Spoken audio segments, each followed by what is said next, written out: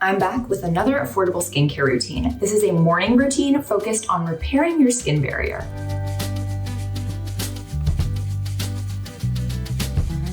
If you're new to the channel, welcome. I'm Dr. Sam Ellis. I'm a board-certified medical and cosmetic dermatologist in Northern California, and I'm here to help you understand your skin and find products that work for you. So if that sounds good, don't forget to subscribe to the channel and like this video. I'm actually thrilled that people are coming around to the idea of supporting and repairing their skin barrier. Now, it is a little bit redundant to say skin barrier because in and of itself, skin is a barrier. It's what divides your external world from your insides. That being said, your skin is made up of several different cellular layers, and as you get closer to the surface of the skin or those outermost cellular layers, those are the skin cells that serve the most protective role. So really, when we're talking about repairing and protecting the skin barrier, we are talking about using products and using skin practices that help keep that surface layer of skin cells intact. The way I like to describe it to my patients is your outermost layer of skin cells are like bricks, and those bricks or skin cells are held together by mortar. And in your skin, that mortar is made up of a complex of proteins and lipids, or proteins and fats. Now, when you have a disruption in your skin barrier, it can be because the cells themselves or the bricks have an issue, or it can be because the mortar or the protein and lipid complex that is holding those skin cells or bricks together has an issue. And sometimes it can be both. In fact, in the world of medical dermatology, there are numerous skin disorders in which people are unable to produce these proteins and fats that create their skin barrier, or they produce dysfunctional proteins or fats. And because of this, these people often will have skin dryness, skin flaking, blistering, skin fragility, increased skin infections, etc., because they are unable to create a strong skin barrier to protect themselves. Now, something that's much more common than being born with a skin barrier disorder is actually being born with healthy, fully functioning skin, but then doing something to your skin, for example, over-exfoliating, that then goes and disrupts that skin barrier. And I feel like we've all done that before. We think we're doing a skincare routine that's going to help us with our fine lines and wrinkles or our acne, and we wake up the next day and our skin feels dry and tight. It might be red, it might be flaking, it might be burning and stinging when we put our products on, and that's a sign that our skin barrier is struggling. And since most of us have been in that situation before, and I'm assuming you have because you're watching this video, I wanted to give you a skincare routine that you can use to help restore or repair your skin barrier and give you one that's affordable. Okay, let's get into the routine. I wanted to make you a morning routine because I feel like there's a good number of nighttime skincare barrier repair routines out there. And of course, if you want me to make you one of those, I certainly can, but skin barrier repair needs to be in the morning as well. And one of the core principles of skin barrier repair is eliminating actives from your routine. So at night, that means getting rid of your retinoids and maybe your exfoliating acids. And often in the morning, that means taking out vitamin C because that is a skincare active and it can be irritating for a lot of people. So less is best when it comes to repairing your barrier. Okay, so first step in a routine, cleansing. Now I'm going to recommend that if your skin barrier is disrupted and it's not feeling great, that you just cleanse with water. Yes, that is perfectly okay. And I've had so many people tell me that just by changing their routine from washing twice a day to just washing in the evening has made their skin less sensitive and overall feel better. So I just have some lukewarm water running here and I'm just gonna get my hands wet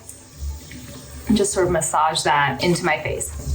I don't need to wash off the products I wore last night. They've sort of rubbed off on my pillow or absorbed into my skin by now. And then I'm going to gently pat my skin dry. No harsh rubbing, okay? Okay, first step of my morning routine is done and it cost absolutely nothing, so I feel like we're staying on budget. So for most days, at this point in my routine, I would go in with my vitamin C. But again, we're skipping all skincare actives. So instead, while my skin is still damp, I'm going to go in with a hydrating skin serum. And just to give you a preview, I'm gonna go in with a hydrating serum, then a moisturizer, then a sunscreen. And depending on what your skin is feeling like, whether you tend to lean oily or dry or are acne prone or just how many products you want to have in your routine, some of these steps are optional. I would say sunscreen is never optional, but whether you do a hydrating serum and then your sunscreen or just a moisturizer and then your sunscreen or do all three steps like I'm going to demonstrate for you today, you just want to make sure that you're including steps only because you need them and not just because you think you should have them in your routine. So reasons why you might want to do a serum and a moisturizer, because because for a lot of people, a moisturizer is going to be absolutely enough. And for some people, even just using their sunscreen as their moisturizer will be completely adequate. But I like to go in with a hydrating serum because oftentimes in these hydrating serums, one of the principal ingredients is something called a humectant. And a humectant is just a category of skincare ingredients that helps draw water to the skin's surface. And I find when my skin barrier is disrupted, my skin tends to look a little bit depleted. It looks dry, the fine lines are emphasized, like my skin just doesn't look great. And so I like using a hydrating serum to help bring that water to my skin's surface to plump it out a bit. Also, depending on which serum you're using, it may have additional beneficial skincare ingredients that are not contained within your moisturizer or within your sunscreen. So it's an opportunity to introduce new beneficial skincare ingredients into your routine. So today I'm going in with the Aveeno Calm and Restore Triple Oat Serum. And I believe this retails anywhere from $15 to $20 depending on where you're buying it from. As the name of the product suggests, it's meant to calm and restore your skin barrier. Now this dropper mechanism, not my favorite, but not horrible. You can see it's on the thicker side, but when you go to spread it, so smooth.